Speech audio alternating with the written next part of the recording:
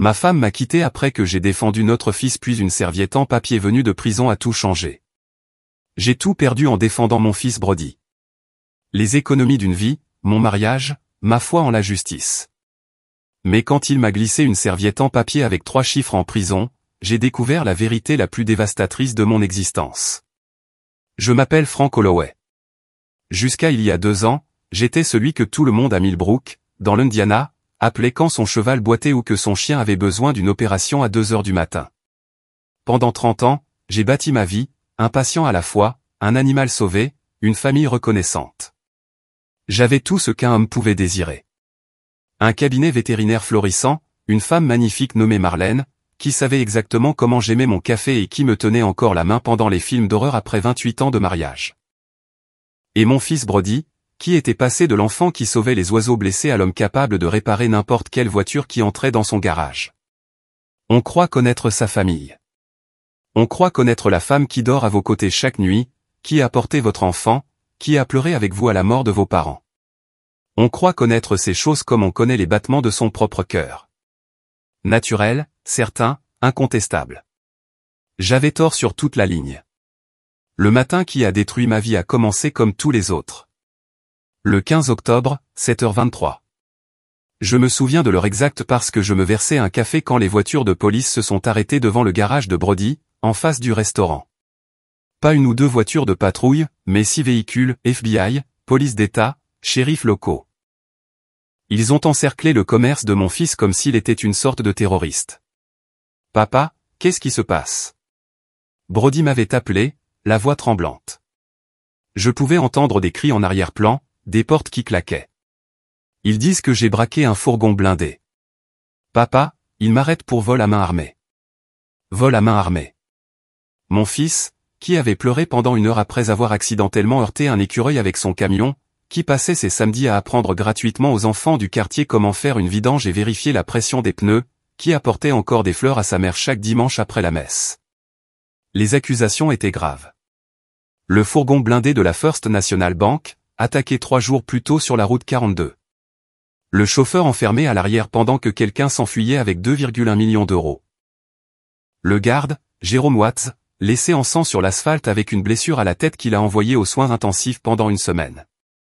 Et d'une manière ou d'une autre, les gants de travail de mon fils avaient été retrouvés sur les lieux. Ces gants de mécanicien spécialisé avec ses initiales, que je lui avais offerts pour Noël. Ces gants ont été volés dans mon garage il y a 2 semaines, m'a dit Brody à travers la vitre en plexiglas de la prison, cette première nuit. Sa combinaison orange le faisait paraître pâle, malade. Je l'ai signalé à la police. Vérifie le rapport, papa. Le 1er octobre. Quelqu'un est entré par effraction dans mon garage et a pris des outils, y compris ses gants. Mais le rapport de police avait mystérieusement disparu. Aucune trace d'effraction. Le détective, un homme nommé Karl Brunet, dont j'avais soigné le berger allemand, n'osait même pas me regarder dans les yeux. Les preuves sont les preuves, Frank. Je suis désolé. Ma femme, Marlène, était assise dans la voiture pendant cette première visite en prison. Quand je suis ressorti, elle pleurait, mais il y avait quelque chose d'étrange dans ses larmes. Elle semblait répéter, calculer. Il faut voir la réalité en face, Frank, a-t-elle dit en agrippant le volant. Notre fils a fait cette chose terrible. Les preuves sont accablantes. Il dit qu'il est innocent. Bien sûr qu'il le dit. Sa voix est devenue tranchante, presque colérique. Quel criminel avoue sa culpabilité? Frank, nous devons penser à notre avenir, à notre retraite. Nous ne pouvons pas tout jeter en l'air pour une cause perdue. Ce fut la première fissure dans ma vie parfaite.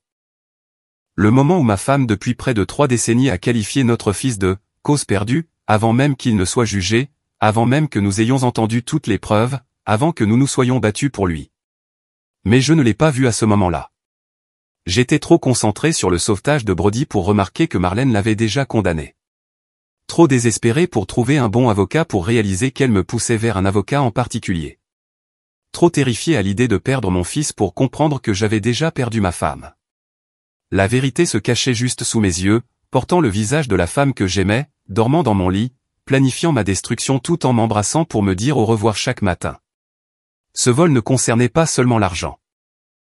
Il s'agissait d'une trahison si complète, si dévastatrice que même maintenant, 2 ans plus tard, je me réveille encore certaines nuits en pensant que ce n'était qu'un cauchemar. Mais ce n'en était pas un. Et les 3 chiffres que mon fils m'a glissés sur cette serviette 6 mois après le début de sa peine allaient révéler la profondeur de cette trahison. Avant de vous raconter comment tout s'est effondré, vous devez comprendre ce que nous avions, ce que nous avons perdu, ce qui a rendu la trahison si impensable. Imaginez Millbrook, Indiana, un samedi matin ordinaire. 8000 habitants. Le genre d'endroit où les matchs de football du lycée remplissent les gradins et où le restaurant local sert encore des tartes faites maison. La rue principale s'étend sur 6 pâtés de maisons avec des bâtiments en briques des années 1920 qui abritent les mêmes entreprises familiales depuis des générations. La clinique vétérinaire Holloway se trouvait juste entre la quincaillerie Morrison et la boulangerie où Marlène achetait du pain frais tous les mardis. J'ai ouvert cette clinique en 1994 avec un prêt du père de Marlène et plus de détermination que de bon sens. La première année nous a presque ruinés. Je me souviens de Marlène assise à notre table de cuisine, enceinte de Brody, triant les factures en 2 piles, ne peut pas payer, et, doit attendre. Elle ne s'est jamais plainte, pas une seule fois. Elle se frottait le ventre et me disait que nous construisions quelque chose d'important. Franck, cette ville a besoin de toi, disait-elle quand je travaillais 18 heures par jour. Chaque animal que tu sauves, chaque fermier que tu aides, tout cela s'additionne pour former quelque chose de plus grand. Elle avait raison. Quand Brody était au lycée, je soignais le bétail de la moitié du comté. Vaches laitières, chevaux, moutons, et tous les chiens et chats dans un rayon de 80 km. Les gens passaient devant 2 autres vétérinaires pour venir me voir parce qu'ils me faisaient confiance. Parce que je me levais à 3 heures du matin si leur jument mettait bas. Parce que j'arrangeais des plans de paiement quand les temps étaient durs. Marlène gérait tout en coulisses, la comptabilité, les stocks, les rendez-vous. Elle avait ce don de se souvenir du nom de chaque client, du nom de leurs enfants, de l'anniversaire de leurs animaux. Elle envoyait des cartes lorsque les animaux décédaient, de vrais mots manuscrits qui signifiaient quelque chose. Les gens l'aimaient pour ça. Je l'aimais pour ça. Notre fils Brody a grandi dans cette clinique. Il faisait ses devoirs dans le bureau du fond, m'aidait avec les animaux dociles, a appris que guérir les choses, réparer les choses, rendre entières les choses brisées était un bon travail, un travail important. Mais pendant que je réparais des animaux, Brody est tombé amoureux de la réparation des machines. Papa, c'est comme résoudre des énigmes, m'a-t-il dit à 16 ans, couvert de graisse après avoir reconstruit son premier moteur. Chaque bruit étrange, chaque problème a une solution. Il suffit d'écouter assez attentivement pour entendre ce que la machine essaie de te dire. Il était brillant avec les voitures. En terminale, les professeurs lui amenaient leur véhicule au lieu d'aller au garage de la ville voisine. Après le lycée, il a travaillé chez Thomson & Auto pendant 3 ans, apprenant tout ce que le vieux Ray Thompson pouvait lui enseigner. Quand Ray a pris sa retraite, Brody a contracté un prêt et a acheté le garage. 25 ans et chef d'entreprise, je n'avais jamais été aussi fier. Le garage se trouvait juste en face du Murphy's Diner sur la rue principale. Brody l'a rebaptisé Holloway Auto. Il a peint l'enseigne lui-même un week-end pendant que Marlène et moi aidions à nettoyer et à organiser. Il a embauché 3 gars, Curtis Webb, un jeune tout juste sorti du lycée qui avait besoin d'une chance, Miguel Santos, un maître mécanicien qui avait déménagé de Chicago, et Denny Farmer, qui réparait des voitures depuis avant la naissance de Brody. Les affaires marchaient bien. Très bien. Brody avait la réputation d'un travail honnête, de prix juste et de résoudre des problèmes que les autres garages ne parvenaient pas à comprendre. Il restaurait des voitures de collection à côté. Un travail magnifique qui poussait des collectionneurs d'Indianapolis à descendre pour lui commander des projets. Cette Mustang vintage sur laquelle il travaillait pour Madame Dalton allait faire la couverture d'un magazine automobile régional. Notre vie avait un rythme. Dîner du dimanche chez nous, dans la maison sur Maple Avenue avec la grande terrasse couverte et le chêne que Brody escaladait autrefois. Marlène préparait un rôti, Brody apportait de la bière de la microbrasserie 2 villes plus loin, et nous nous asseyions sur cette terrasse ensuite, à regarder le coucher de soleil derrière les champs de maïs. Tu sais ce que j'aime le plus dans notre vie, a dit Marlène un de ces soirs, peut-être 2 semaines avant le vol. Elle est complète. Nous avons tout ce dont nous avons besoin juste ici. Brody avait ri, grattant notre vieux Golden Retriever, Rusty, derrière les oreilles. Maman devient sentimentale, papa. Ta mère a raison, avais-je dit en serrant Marlène plus près de moi sur la balançoire. Nous avons une belle vie, une vie complète. Je le pensais vraiment. Nous avions travaillé 30 ans pour ce moment. La clinique était payée. La maison était payée. Nos comptes de retraite étaient solides, pas riches, mais confortables. Brody était établi, prospère, et commençait même à fréquenter une gentille fille nommée Jennifer, qui travaillait à la banque. Nous avions construit exactement la vie dont nous avions rêvé quand nous étions jeunes et en difficulté. 3 jours plus tard, la police arrêtait notre fils, et j'apprenais que parfois, les vies qui semblent les plus complètes sont celles qui sont sur le point de voler complètement en éclats. La première fois que j'ai vu mon fils en prison, il ressemblait à un fantôme. La combinaison orange flottait sur son corps et ses mains tremblaient en décrochant le téléphone de son côté du plexiglas. « Papa, je te jure sur la tombe de grand-mère, je n'ai pas fait ça », a dit Brody, la voix brisée. J'étais au garage toute la matinée. Demande à Miguel. Demande à Curtis. Demande à Denny. Ils étaient tous là. Nous travaillions sur 3 voitures différentes. Je l'ai cru instantanément. Pas parce que j'étais son père, mais parce que je connaissais cette voix. C'était la même voix qu'il avait utilisée à 7 ans quand il avait juré ne pas avoir cassé la fenêtre de la cuisine et que j'avais trouvé la balle de baseball du voisin dans notre jardin. La même voix à 16 ans quand il avait promis ne pas avoir bu à la fête des Johnson. Mon fils était incapable de mentir pour sauver sa peau. Ses yeux le trahissaient toujours. Et à ce moment-là, ses yeux ne contenaient rien d'autre qu'une vérité désespérée. Mais les preuves étaient accablantes. L'accusation les a présentées comme une feuille de route vers la condamnation. D'abord, les gants avec ses initiales trouvées à côté du garde inconscient. Ensuite, les relevés financiers montrant que le garage de Brody avait un prêt d'équipement de 45 000 € arrivant à échéance dans 2 semaines. Des images de sécurité de la banque montraient quelqu'un de la taille et de la carrure de Brody, bien que le visage soit masqué. Et puis le pire, Brody n'avait pas d'alibi pour l'heure exacte du vol. Les gars étaient tous partis chercher des pièces, expliqua Brody frénétiquement. Je les ai envoyés chercher des fournitures à l'entrepôt de Fort Wayne. J'étais seul au garage pendant peut-être 90 minutes. Mais il y a sûrement des images de sécurité de ton garage ? Ai-je dit. Les caméras sont tombées en panne ce matin-là, une surtension ou quelque chose comme ça. J'ai appelé la société de sécurité, mais ils ne pouvaient envoyer personne avant le lendemain. Chaque explication sonnait comme une excuse. Chaque coup de malchance semblait trop opportun. Même moi, je pouvais voir à quoi ça ressemblait, et je le croyais complètement. Gerald Ashford était chaudement recommandé, un avocat de la défense d'Indianapolis avec un palmarès de victoires dans des cas impossibles. Marlène l'avait trouvé par l'intermédiaire de sa cousine, une assistante juridique en ville. Il s'est assis dans notre salon, un M90, cheveux argentés et un costume qui coûtait probablement plus que ce que je gagnais en un mois, nous expliquant à quel point la situation était grave. Le dossier de l'accusation est solide, a dit Gerald, étalant des photos sur notre table basse. Ils ont des preuves matérielles, un mobile et une opportunité.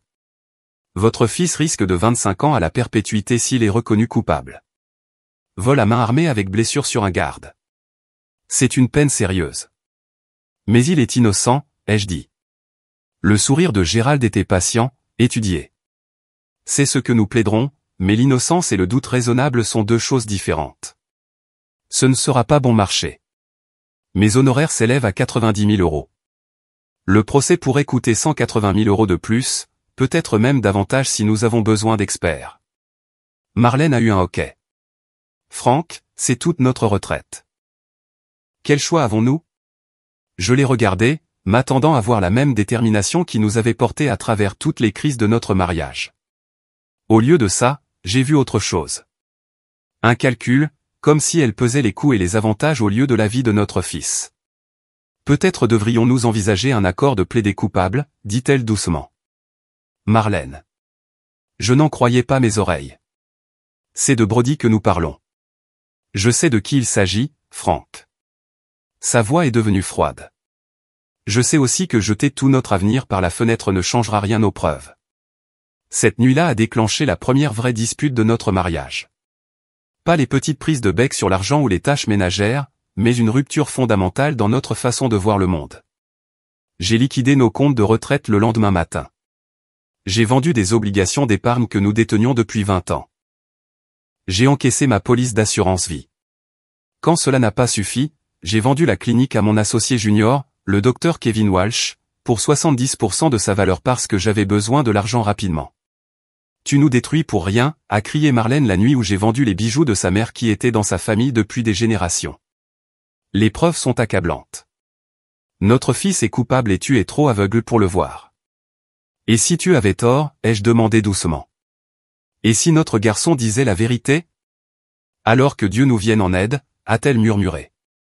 Mais je ne peux pas te regarder jeter 30 ans de notre vie sur une illusion. Le procès a duré 3 mois. Chaque jour, je voyais les visages du jury se durcir alors que Gérald semblait bâcler des procédures de base. Il ne contestait pas les preuves que je pensais qu'il aurait dû contester. Il n'appelait pas les témoins qui auraient pu aider. Curtis, Miguel et Denny ont tous témoigné, mais lors du contre-interrogatoire, leurs récits ont développé des incohérences. De petites choses, mais suffisantes pour créer un doute sur l'alibi de Brody. Quand le verdict de culpabilité est tombé, Brody n'a pas pleuré.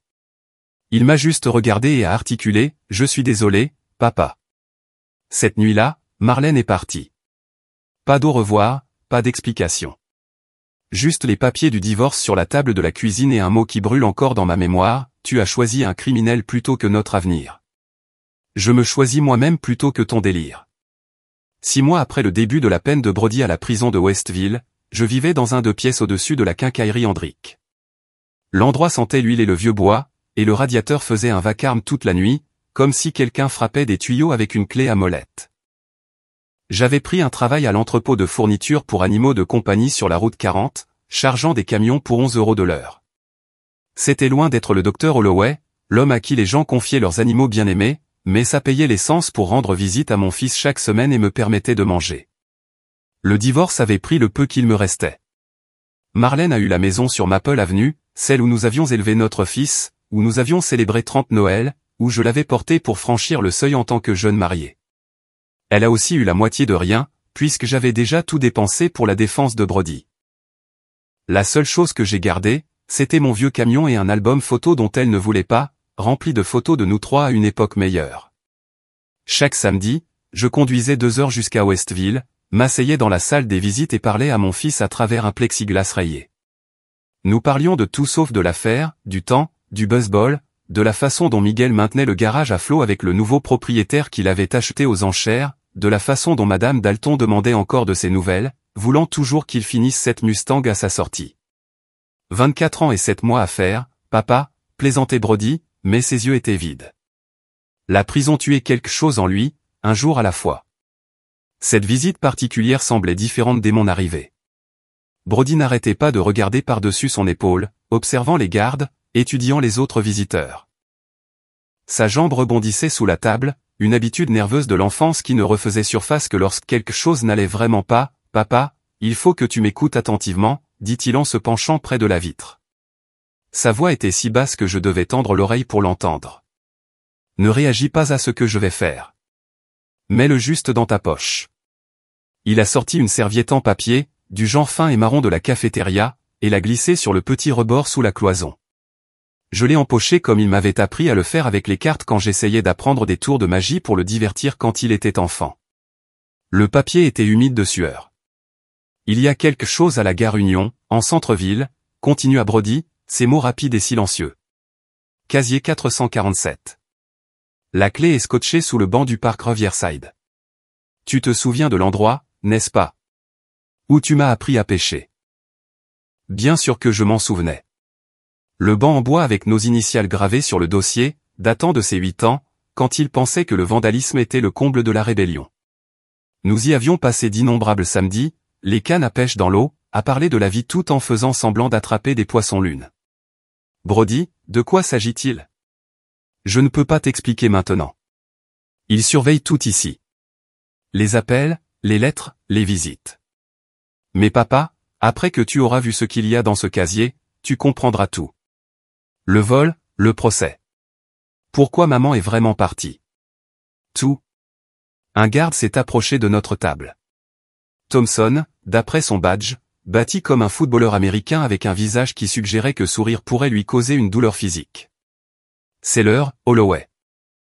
Brody se leva rapidement, mais alors que je commençais à partir, il attrapa mon poignet à travers la petite ouverture.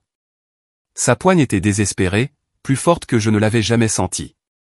Papa, après avoir vu ce qu'il y a là-dedans, promets-moi d'être prudent. Les gens impliqués là-dedans. Ils ont déjà détruit notre famille. Ne les laisse pas te détruire aussi. Et quoi que tu fasses, ne fais confiance à personne. Surtout pas à ceux de l'affaire. Ni les avocats, ni les flics, personne. Le garde le tira en arrière. J'ai dit, c'est l'heure. Alors qu'il l'emmenait, Brody se retourna une dernière fois. L'expression sur son visage était quelque chose que je n'avais jamais vu auparavant. Pas de la peur, exactement, mais une sorte de détermination sombre mêlée d'espoir. Comme un homme qui se noyait et apercevait enfin la rive. Je suis resté assis dans mon camion sur le parking de la prison pendant 1 heure, la serviette brûlant un trou dans ma poche. Quand je l'ai finalement regardé, il y avait juste 3 chiffres écrits au crayon, 447. En dessous, en minuscule, Brody avait écrit « La vérité trouve toujours son chemin, cette nuit-là, je n'ai pas pu dormir. » Chaque fois que je fermais les yeux, je voyais le visage de Brody, j'entendais l'urgence dans sa voix. À 3 heures du matin, j'ai abandonné et j'ai conduit jusqu'au parc Riverside. L'endroit était désert, éclairé seulement par un unique lampadaire qui clignotait comme s'il envoyait du morse dans l'obscurité. Le banc était exactement comme je m'en souvenais, usé et éclaté, nos initiales toujours visibles, mais estompées. J'ai passé mes doigts le long du dessous jusqu'à ce que je la sente. Une petite clé en laiton, fixée avec ce qui semblait être un demi-rouleau de ruban adhésif. Mes mains tremblaient en la décollant. Quoi qu'il y ait dans le casier 447, Brody avait tout risqué pour m'en parler. En tenant cette clé métallique froide, je savais que ma vie était sur le point de changer à nouveau. Je n'avais juste aucune idée à quel point. La gare Union à 6 heures du matin ressemblait à une cathédrale avant la messe. Vide, résonnante, remplie de ce genre de silence qui vous donne envie de chuchoter. J'ai traversé le hall principal, passant devant des magasins fermés et des bancs vides, suivant les panneaux indiquant la zone des casiers. Mes pas résonnaient sur le sol en marbre, annonçant ma présence à personne. Les casiers étaient nichés dans un coin derrière l'ancien stand de cireur de chaussures, fermé depuis des années. 3 murs de boîtes en métal, certaines assez petites pour un sac à main, d'autres assez grandes pour des valises. J'ai trouvé le 447 dans la rangée du fond, à hauteur de poitrine, banal, sauf qu'il pouvait contenir la réponse à tout. La clé a glissé en douceur. La serrure a tourné avec un déclic qui a retenti comme un coup de feu dans la gare silencieuse. À l'intérieur se trouvait une grande enveloppe Kraft et un disque dur portable, du genre qu'on peut acheter dans n'importe quel magasin d'électronique. Mes mains étaient stables en les sortant, mais mon cœur battait si fort que je l'entendais dans mes oreilles. Je me suis assis sur un banc voisin et j'ai ouvert l'enveloppe en premier. Le premier document m'a coupé les jambes. Un relevé de compte au nom de Marlène, mais pas notre compte joint. C'était quelque chose de différent. Un compte ouvert il y a 3 ans à la First National. La même banque qui avait été braquée. La même banque où travaillait Jennifer, la petite amie de Brody. Les dépôts ont commencé modestement. 500 ici, 1000 là. Puis, 6 mois avant le vol, quelqu'un a déposé 360 000 €. Le bordereau de dépôt était joint. La signature était celle de Marlène, mais la ligne, source des fonds, indiquait « Retour sur investissement, Ashford Holdings ». Ashford. Gerald Ashford, notre avocat de la défense. Le document suivant m'a complètement coupé le souffle. Des captures d'écran de SMS entre le numéro de téléphone de Marlène et celui de Gerald. Les dates commençaient 8 mois avant le vol. Marlène, est-ce que tout est en place? Gerald, les gants sont placés. Assure-toi que Brody soit seul au garage demain matin. Marlène, et Frank? Gerald, il me paiera pour perdre le procès. Tu auras l'argent de l'assurance du divorce. J'aurai mes honoraires et nous partagerons ce qui reste du fourgon. Marlène, et Brody? Gerald, 25 ans minimum. Le temps qu'ils sortent, nous serons loin. Ma vue s'est brouillée. J'ai dû le lire 3 fois avant que mon cerveau n'accepte ce que mes yeux voyaient. Ma femme et notre avocat avaient piégé notre fils. Ils l'avaient planifié, orchestré, exécuté avec la précision d'une montre suisse. Le disque dur était pire. Je l'ai branché sur mon ordinateur portable, là, dans la gare, sans me soucier de qui pourrait me voir. Le premier fichier était une vidéo de sécurité d'une caméra de circulation à 2 pâtés de maison du garage de Brody. L'horodatage correspondait au matin du vol. Le camion de Brody était clairement visible, garé à sa place habituelle, ne bougeant jamais pendant toute la durée du crime. Cette vidéo était censée avoir été corrompue, selon l'accusation. Le dossier suivant contenait des photos. Gerald Ashford sur les lieux du crime 20 minutes avant l'arrivée de la police. Comment était-ce possible? Comment savait-il qu'il devait être là? Une autre photo le montrait parlant à Jérôme Watts, le garde blessé, devant un bar 2 semaines avant le vol. Il se serrait la main. Watts acceptait une enveloppe. Un fichier audio suivait. La voix de Marlène, claire comme de l'eau de roche, coachant quelqu'un sur ce qu'il devait dire. Curtis, tu dois dire que tu es parti pendant 2 heures, pas une. C'est important. Brody était seul tout le temps. La voix nerveuse de Curtis Webb répondait, Madame Holloway, je ne me sens pas bien avec ça. 45 000 €, Curtis. Assez pour recommencer à zéro loin d'ici. Ou je peux m'assurer que tout le monde soit au courant de ton arrestation pour drogue à Indianapolis que tu as oublié de mentionner sur ta candidature. Le dernier fichier m'a complètement anéanti. Une vidéo du garage de Brody, datée de 3 semaines avant son arrestation. Il était seul, parlant à une caméra cachée qu'il devait avoir installée lui-même. Si quelque chose m'arrive, disait Brody, regardant directement l'objectif, vérifiez les relevés téléphoniques de ma mère. Elle a posé des questions étranges sur les polices d'assurance du garage, mon emploi du temps quand je suis seul. Elle a eu une réunion avec Gerald Ashford la semaine dernière, soi-disant pour mettre à jour leur testament, mais Gerald est un avocat pénaliste, pas un spécialiste des successions. J'ai trouvé un téléphone prépayé dans sa voiture avec un seul numéro dedans. Je documente ça parce que je ne sais plus à qui faire confiance. Papa, si tu regardes ça, je suis désolé de ne pas te l'avoir dit plus tôt. J'espérais me tromper sur maman. J'espérais juste être paranoïaque.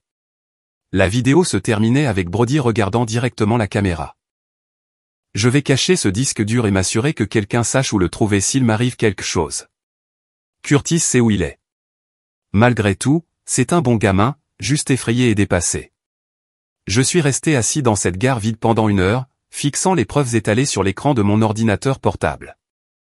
Ma femme depuis 30 ans avait sacrifié notre fils pour de l'argent. Elle m'avait regardé me détruire en essayant de le sauver, connaissant la vérité depuis le début. Elle m'avait quitté, non pas parce qu'elle pensait que j'avais choisi un criminel plutôt que notre avenir, mais parce que sa part du plan était terminée et qu'elle avait besoin de prendre ses distances avec les conséquences. J'ai conduit directement de la gare Union au bureau du FBI à Indianapolis. Sans m'arrêter chez moi, sans appeler personne. Les preuves sur ce disque dur et dans ces documents étaient suffisantes pour détruire plusieurs vies, et je n'allais pas risquer qu'elles disparaissent. L'agent spécial Diana Rodriguez a écouté mon histoire sans m'interrompre, ses yeux sombres parcourant chaque document que je posais sur son bureau. Quand je lui ai montré la vidéo de Brody expliquant ses soupçons, elle a immédiatement appelé 2 autres agents. Monsieur Holloway, c'est l'une des machinations les plus élaborées que j'ai vues en 20 ans, a-t-elle dit en sortant son téléphone. Nous allons avoir besoin que vous restiez ici pendant que nous vérifions tout et obtenons des mandats. En 48 heures, ils ont arrêté Marlène chez sa sœur à Chicago, où elle vivait sous son nom de jeune fille. Gerald Ashford a été placé en garde à vue à son cabinet, sa secrétaire regardant avec stupeur tandis qu'il le sortait menotté. Curtis Webb, terrifié et rongé par la culpabilité, attendait ce moment. Il s'est complètement effondré, avouant tout en quelques minutes. C'est Madame Holloway qui m'a approché en premier, a déclaré Curtis aux enquêteurs, les larmes coulant sur son visage. Elle connaissait mon passé, l'arrestation pour drogue que je pensais avoir laissée derrière moi. Elle a dit qu'elle me ruinerait si je n'aidais pas, mais qu'elle me paierait 45 000 € si je le faisais. Tout ce que j'avais à faire, c'était de mentir en disant que j'étais parti plus longtemps que prévu. Je suis tellement désolé. Je meurs à l'intérieur chaque jour en sachant que Brody est en prison à cause de mes mensonges. Jérôme Watts, le garde prétendument blessé, a admis que Gerald l'avait payé 90 000 € pour simuler une chute et identifier Brody lors d'un tapissage, bien qu'il n'ait jamais vu le visage du voleur. La blessure à la tête qu'il avait envoyée aux soins intensifs était auto-infligée, soigneusement calculée pour paraître grave mais sans causer de dommages permanents. Le FBI a retrouvé l'argent manquant en 1 semaine. 2,1 millions d'euros répartis sur des comptes offshore aux îles Caïmans au nom de Marlène et Gerald. Ils avaient prévu de quitter le pays une fois que les appels de Brody seraient épuisés et que j'aurais perdu espoir. La confession de Marlène est arrivée lors de son 3e jour de détention fédérale. Pas de larmes, pas d'excuses, juste des faits froids livrés sur le même ton qu'elle utilisait autrefois pour discuter des listes de courses. Franck se contentait de sa petite vie de province, a-t-elle dit aux enquêteurs pendant que je regardais derrière une vitre sans teint. 30 ans à regarder des animaux malades, à vivre dans la même maison, à manger au même restaurant tous les vendredis soirs. Je voulais plus. Je méritais plus. Gérald m'a montré comment l'obtenir. Même si cela signifiait détruire votre fils ? A demandé l'agent Rodriguez. La réponse de Marlène résonne encore dans mes cauchemars. Brody était un dommage collatéral. Il aurait de toute façon gâché toute sa vie dans ce garage. Au moins, de cette façon, son existence a servi un but. 6 semaines plus tard, je me tenais devant la prison de Westville alors que les portes s'ouvraient. Le vent de février était glacial, mais je le sentais à peine. Brody a franchi ses portes, portant un sac en papier avec ses affaires, l'air d'un homme qui renaissait. Il était plus mince, plus âgé autour des yeux, mais il souriait d'une manière que je n'avais pas vue depuis presque un an. « Comment savais-tu pour le casier, mon fils ?» ai-je demandé alors que nous nous étreignions, le serrant plus fort que je ne l'avais fait depuis son enfance. « Curtis m'a rendu visite le mois dernier », a expliqué Brody alors que nous marchions vers mon camion. Sa conscience le dévorait. Il m'a tout dit, y compris où maman avait caché des preuves de secours au cas où Gérald essaierait de la doubler. Il l'avait entendu au téléphone mentionner le casier 447 de la gare Union. Il avait eu trop peur d'y aller lui-même, mais il pensait que si je pouvais te faire passer le mot, tu saurais quoi faire. « Je suis désolé, papa », a continué Brody alors que nous nous éloignions de la prison. « Désolé pour maman, pour tout ce que tu as perdu en essayant de me sauver. J'ai pensé à notre maison sur Maple Avenue, maintenant vendue pour payer les frais de justice.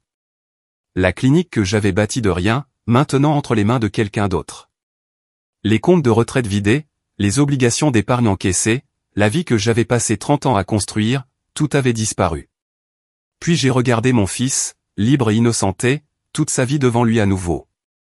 Je n'ai rien perdu d'important, lui ai-je dit. Allez, rentrons à la maison. Nous sommes retournés à Millbrook dans un silence confortable. En passant devant la clinique vétérinaire, j'ai remarqué une nouvelle pancarte à l'avant, « Bon retour, Dr Holloway. Un poste vous attend quand vous serez prêt. » Le docteur Walsh l'avait ajouté ce matin même, m'avait-il dit au téléphone. Brody a souri. Le premier vrai sourire que je voyais de lui depuis si longtemps. Les petites villes n'oublient pas les gens bien, papa. Non, ai-je convenu, en pensant à la façon dont la communauté avait déjà lancé une collecte de fonds pour aider Brody à redémarrer son garage. Elle n'oublie pas non plus les mauvais. Ce soir-là, dans mon petit appartement au-dessus de la quincaillerie, père et fils ont partagé un simple dîner de spaghettis et de pain à l'ail. Pas de rôti comme Marlène avait l'habitude d'en faire, pas de présentation sophistiquée, pas de faux semblants. Mais quelque chose de plus précieux remplissait cet espace exigu, la vérité, la confiance et le lien indestructible entre un père qui n'a jamais cessé de croire et un fils qui n'a jamais cessé d'espérer. Le garage de Brody a rouvert 3 mois plus tard avec un prêt de la banque communautaire et des dons de personnes qui le connaissaient depuis toujours. J'ai repris la pratique vétérinaire, travaillant à temps partiel avec le Dr Walsh tout en reconstruisant ma propre clientèle. Chaque dimanche, Brody et moi dînons ensemble, juste nous deux. Nous ne parlons pas de Marlène, qui purge une peine de 15 ans dans une prison fédérale. Nous ne parlons pas de Gérald, qui en a eu 20. Nous parlons de l'avenir. Du garage que Brody a grandi. Du nouveau chiot Golden Retriever que j'entraîne. De Jennifer de la banque, qui l'a soutenu à travers tout et qui porte maintenant sa bague de fiançailles. Parfois, perdre tout est le seul moyen de découvrir ce qui compte vraiment. La liberté de mon fils, sa foi en moi, ma foi en lui. Ces choses valent plus que n'importe quel compte de retraite. La vérité trouve vraiment son chemin, même quand cela semble impossible, même quand le monde entier est bâti sur des mensonges. Si cette histoire vous a touché, si elle vous a rappelé que se battre pour la vérité et la famille en vaut toujours la peine, veuillez partager cette vidéo avec quelqu'un qui a besoin de l'entendre. Laissez un commentaire sur un moment où vous avez dû choisir entre ce qui était facile et ce qui était juste. Et n'oubliez pas de vous abonner à notre chaîne pour plus d'histoires puissantes de trahison, de rédemption et des liens familiaux indestructibles qui survivent même aux moments les plus sombres. Merci d'avoir écouté mon histoire.